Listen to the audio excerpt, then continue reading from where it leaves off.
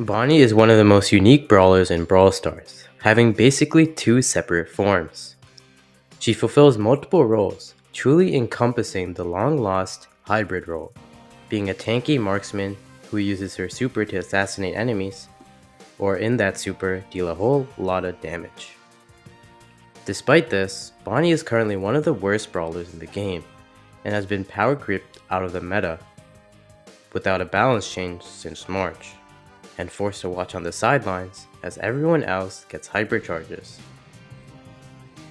As always, make sure you like, subscribe, and comment.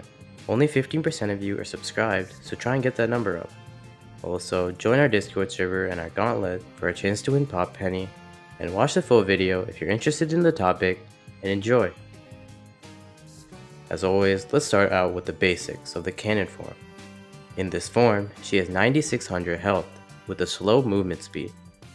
Her main attack sees her launch a singular projectile for 2240 damage, and she has an attack width of 1, a range of 9. Like B, her attack has only 1 ammo, which reloads after 1 second, which is slower than B's. Overall, the stats seem good on paper, with a tank level health, a solid range, a relatively easy to hit shot, and a solid reload speed.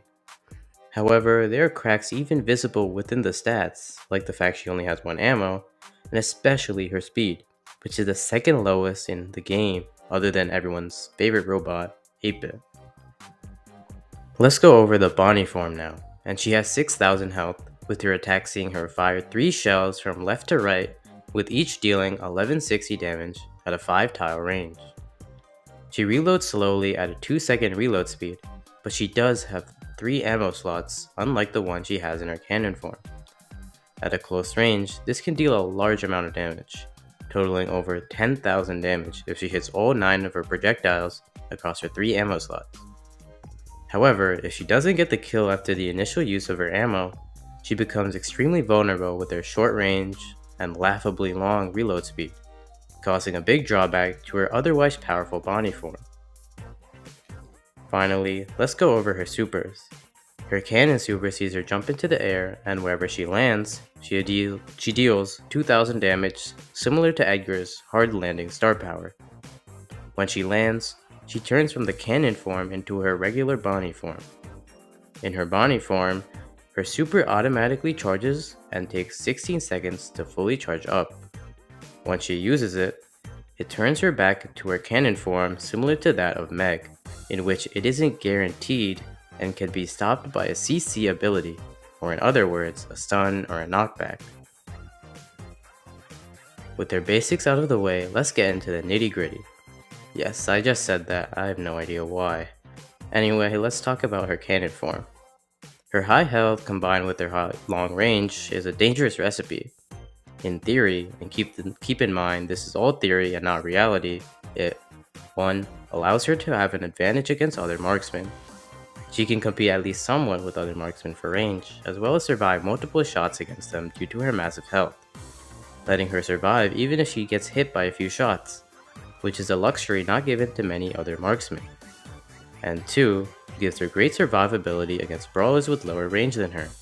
Not only can she outrange those brawlers, but her high health means she's not as weak to brawlers who could deal higher damages at closer ranges as other marksmen, and lets her survive for a good bit, and maybe even get the kill. With what I've said so far, you would have thought Bonnie was basically something like the second coming of Love is Rage 1. Because of this, she had to be balanced, and this is where the ugly part of her kit comes in.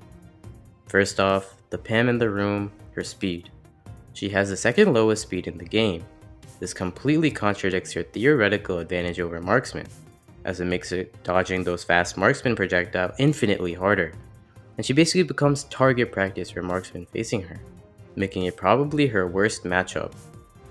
Her speed also makes it difficult for her to outrun those brawlers with lower range than her, and even her high health won't save her all the time. Why won't it save her? Because of her next weakness, her lack of burst damage. Only having 1 ammo slot and not having a very fast reload speed is a dangerous combination, and makes it so that it's basically impossible for Bonnie to get two shots out in quick succession. This suddenly makes her high health essential for her, as she would be completely inadept at short ranges without it. Her attack deals a solid 2240 damage, but take into consideration her only ammo slot, and you can see how this amount of damage is kind of underwhelming. But this is where her super comes in, and should be the saving grace, right? It gives her the ability to deal insane burst damage and destroy her weakness to close-ranged brawlers, as well as give her an advantage against other marksmen, throwers, and squishy brawlers in general. But as you've learned by now, right, nothing is as it seems with Bonnie. Her super has drawbacks as well. First and foremost, her super has a short range. This makes it so that you can't fail in your assassination attempt when you use your super, because you will be left stranded and weak if the enemies get away from you. Even worse, if you miss your attacks, Bonnie's slow reload speed will ensure that each ammo is extremely valuable and can't be wasted. At the end of the day, using Bonnie's super is always a very risky play. 90% of the time, Bonnie's super is a kill or be killed situation.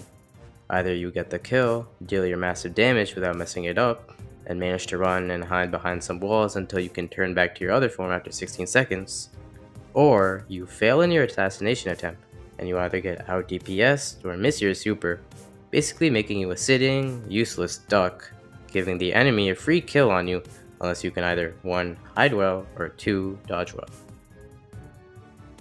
Now let's compare Bonnie with a brawler that has a similar mechanic to her two forms, that has been released in the midst of the most worrying trend in Brawl Stars, Mo. His and Bonnie's main attack and stats aren't the focus here, but their supers are. Mo's super sees him dash forward 5 tiles, and gives him a new form that deals basically a lot of damage at a very close range. Like Bonnie's super, it's used as an assassination tool that has a high risk versus high reward. Either Mo gets the kill, or he's a sitting rat due to his extremely low range. But that's actually not the case. See, unlike Bonnie, Mo can choose to return to his regular form at any time during his super. This lets him become an actual threat again, and still be able to deal with enemies at a range. Meanwhile, Bonnie has to wait for an excruciatingly long 16 seconds to get back to her regular form, and those 16 seconds can sometimes be the difference between a victory and a loss. To me, this is the perfect example of power creep. Bonnie was released bringing a unique mechanic into the game of 2 different forms that can be accessed through the super. It was balanced by making her have to wait in order to get her super back. Then, Mo released with, let's be real, the exact same mechanic in its base form, a different form that can be accessed through the super. But unlike Bonnie, he doesn't have to wait in order to get his super back. If this isn't power creep, I have no idea what is. I'm going to go over another example of power creep with Bonnie, and this is more game mode related, and somehow more personal. Bonnie and Heist. Back in the old days, Bonnie used to be a very good pick in Heist. Most marksmen are already extremely powerful in Heist, as range is an inherently powerful ability in it, due to being able to safely damage the opponent's Heist save from a distance, as well as do other useful stuff like defense and control. But Bonnie's super helps even more in Heist with her insane damage. As I said before, the attack potential that her super has is insane and can deal 1/8 of the Heist health with just 3 ammo, which can be extremely powerful if the enemies can't get rid of you. And because of this, Bonnie was my go-to pick in Heist. No matter the map or mode, the moment I saw Heist in Power League, I knew my pick, Bonnie. And the crazy part, it worked. Her easy to hit shots and her long range made it quite easy to get my super, and it was just a matter of time, of clearing out the enemy and getting the timing right, and suddenly I had a free ticket to the enemy safe. With good dodges, one super could basically change the course of an entire game, turning a losing game into a winning one. Overall, she was my best pick when it came to Heist, and even in more competitive play, she was definitely still a great pick in Heist. Keyword was. As outlined in my video about the downfall of Heist, Heist became insanely power creeped, and Bonnie's timeline of her fall in Heist aligned with the timeline of the Heist safe fall. One of the main reasons for her picking in Heist was her ability to deal massive damage up close, but as I've mentioned before, it was always risky to use it, and her slow reload speed limited the amount of damage she could deal to the Heist save. And of course, this limited damage did not come with later brawlers. Hypercharges and powerful heist brawlers made Bonnie's once high amount of damage look pathetic, and suddenly, Bonnie's niche in Heist was completely taken over by other, more powerful brawlers, power creeping her out of the Heist meta. Before we talk about Bonnie's future and how to potentially save her, let's first talk about her unlockables. Her first gadget is Sugar Rush, and this sees her movement and reload speed increased by 30% for 5 seconds in her cannon form. This is an extremely valuable gadget for Bonnie. This gets rid of her two biggest weaknesses, her slow movement speed and her not very fast reload speed. This makes it great for her to use at the start of the game to position well in early game, or in a fight where the extra speed and reload speed can be the difference between a loss and a win. And finally, it can definitely help her in her matchup against marksmen. Her crash test gadget sees her dash 2 tiles in the direction she is facing when she is in her Bonnie form, dealing 2320 damage as well as a knockback to enemies. This is a pretty trash gadget to be honest, as her 2 tile dash is nowhere near enough to actually be able to deal an actual threat to enemies, and her damage is 99% of the time not worth the risk of getting even closer to an enemy. It does have a niche use in allowing her to escape from danger, which to be fair is very important with her Bonnie form.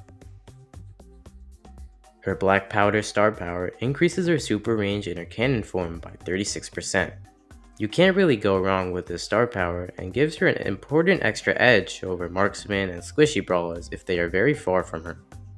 Her other star power you can definitely go wrong with, and it's called Wisdom Tooth.